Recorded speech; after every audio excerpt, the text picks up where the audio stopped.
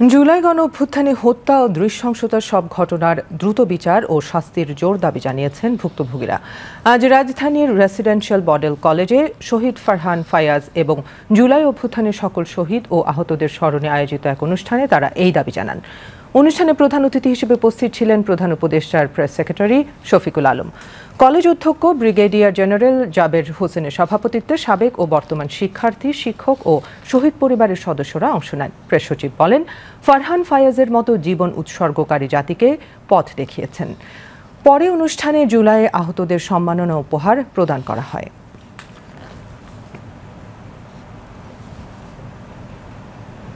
Bangladesh lucky, আমি বলবো যে খুবই ভাগ্যবান যে এরা আমাদেরকে পথ দেখিয়েছে। এদের আত্মা আমাদের আশেপাশে আছেন, বারবার বলছেন যে এই তুমি ঠিক হয়ে যাও। এটা আমাদের সেলিব্রেশনে যে আমরা এই জেনারেশনকে পেয়েছিলাম। বিচার কাজ শুরু, ইনভেস্টিগেশন হচ্ছে। একজন শুটারকে আইডেন্টিফাই করা হয়েছে, আর বাকি যারা শুটার ছিল প্রত্যেককে আমরা আইডেন্টিফাই করার চেষ্টা করেছি।